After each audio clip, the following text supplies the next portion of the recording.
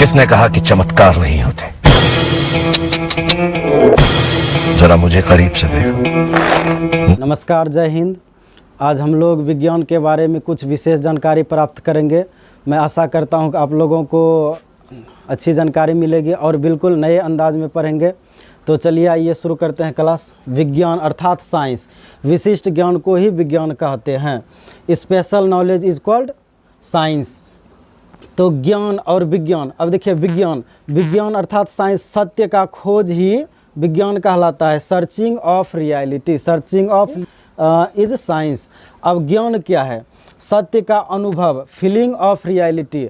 हम लोग जो अनुभव करते हैं, जो सत्य का खोज हो चुका है, जैसे कि गौतम बुद्ध को ज्ञान की प्राप्ति हो चुकी थी और मतलब जो है कि सत्य का अनुभव हो गया था, तो यह क्या हुआ है? सत्य का एक अनुभव हुआ।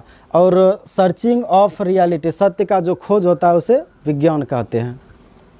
अब हम लोग विज्ञान के भाग के बारे में पढ़ेंगे।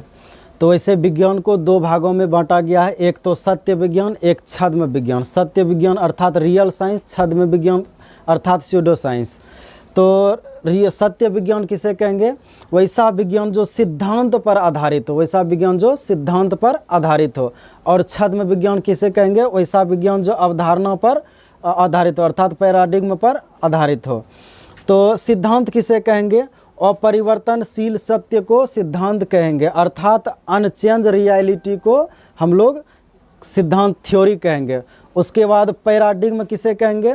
चेंजिंग रियलिटी, परिवर्तनशील सत्य को हम लोग कहेंगे अवधारणा अर्थात पैराडिग्म। उसके बाद अब देखिए इसको समझते हैं। अपरिवर्तनशील सत्य क्या है? वैसा सत्य जिसे हम लोग बदल नहीं सकते हैं। जैसे कि ये पेन है, ये पेन को हम लोग यहाँ गिराएंगे तो भी नीचे गिरेगा, अमेरिका में जाके गिराएंगे तो भी नीचे गिरेगा, हम गिराएं या कोई और व्यक्ति गिराए तो हमेशा नीचे ही गिरेगा। इसे क्या कहते हैं? परिवर्तनशील सत्य। अब अपरिवर्तनशील सत्य, अपरिवर्तनशील सत्य क्या है? जिसे कि मतलब बदला जा सकता है, जो हमेशा बदलते रहता है। व्यक्ति के बदलने से ही सत्य बदल जाता है। जैसे कि सोशल साइंस, सोशल साइंस को अनेक भागों में बांटा गया है। ज्योग्राफी हो गया, पॉलिटिकल हो गया, इकोनॉमिक्स हो गया। तो हर एक जगह का अलग अलग मतलब जो है कि पॉलिटिकल होता है, उसके बाद ज्योग्राफी भी अलग अलग होती है। तो क्या हुआ? परिवर्तनशील विज्ञान हुआ। आगे हम लोग पढ़ेंगे सत्य साइंस के बारे में, सत्य विज्ञान के बारे में। अब हम लोग समझते हैं सत्य विज्ञान के बारे में, रियल साइंस। सत्य विज्ञान को दो भागों में बांटा गया, लिविंग अर्थात जीवित, नॉन लिविंग अर्थात अजीवित।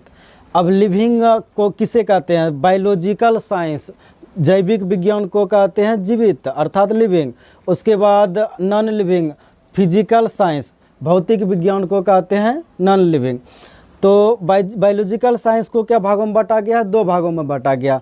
पहला तो जूलॉजी, दूसरा बॉटनी। इसे दो भागों में अरस्तु ने बांटा था। अब देखिए जूलॉजी, जूलॉजी किसे कहते हैं?